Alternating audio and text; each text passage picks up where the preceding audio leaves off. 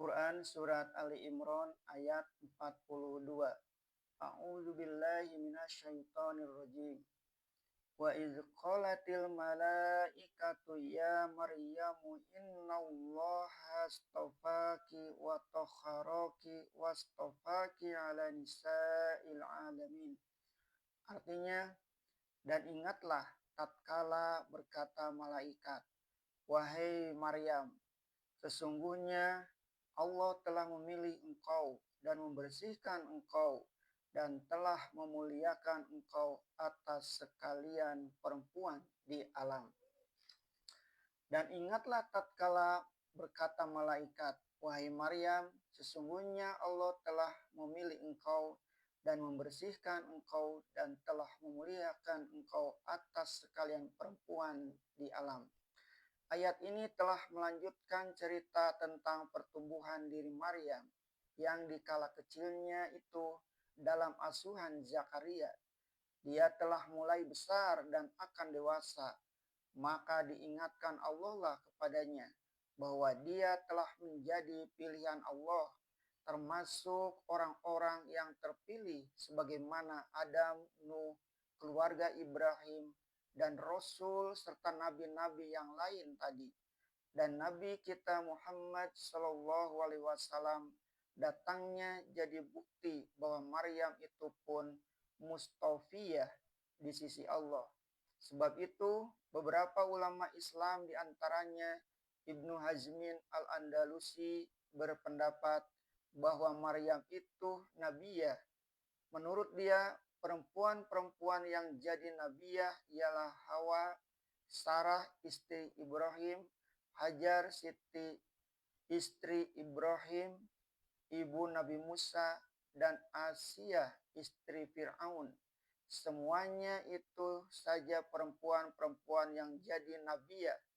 Abul Hasan Al-Asy'ari berkata, di kalangan perempuan ada beberapa nabiyah. Ibnu Abdul Bar berkata, banyak fuqaha berpendapat bahwa di kalangan perempuan ada nabiyah.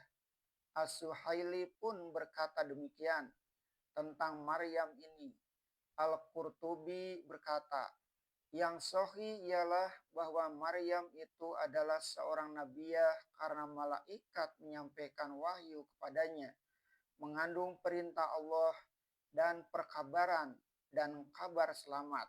Sebab itu dia adalah nabiyah, cuma sekadar nabiyah, bukan rasul. Sebab sudah ditegaskan bahwa yang menjadi rasul menyampaikan syariat, balag tablik, hanya rasul yang laki-laki, sebagaimana dijelaskan dalam surah An-Nahl 43. Dan dia membersihkan engkau tetap dalam keadaannya yang suci, sehingga dia melahirkan Isa kelak dalam kesucian itu, tidak disentuh laki-laki. Dan telah memuliakan engkau atas sekalian perempuan di alam. Ini adalah satu kemuliaan baginya, sebab dia sebagai nazar ibunya menjadi penghidmat rumah suci. Adalah suatu kemuliaan baginya, karena guru pengasuhnya adalah seorang nabi dan rasul yang besar. Adalah suatu kemuliaan baginya, bahwa dia adalah satu-satunya perempuan yang dipilih Allah buat melahirkan Isa. Satu-satunya Rasul Allah yang lahir ke dunia tidak dengan perantaraan Bapa. Dan ada lagi riwayat menyatakan bahwa kesucian yang diberikan Allah kepada Maryam itu ialah benar-benar karena dia tidak pernah dikotori dengan haid, tidak pernah membawa kain kotor. Sebab itu dia disebut juga Maryam Az-Zahra, sebagaimana juga Fatimah putri Rasulullah Shallallahu Alaihi Wasallam yang menurut beberapa riwayat tidak pula diberi haid oleh Allah, yang tidak menghalangi beliau beroleh putra Hasan dan Husain, dan dia pun disebut Fatimah Az-Zahra. Menurut sebuah hadis dari Nabi kita Shallallahu Alaihi Wasallam, adalah 3 perempuan yang amat mulia. Pertama, Maryam binti Imran. Kedua, Khadijah binti Khuwailid. istri Rasulullah SAW yang pertama. Ketiga, Fatimah binti Muhammad.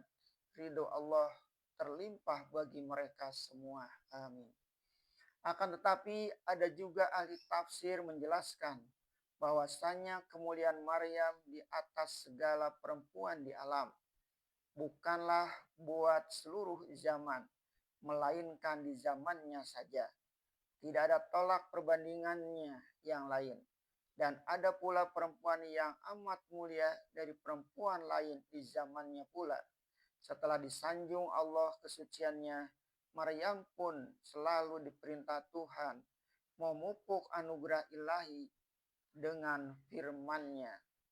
Wahai Maryam, tunduklah kepada Tuhan engkau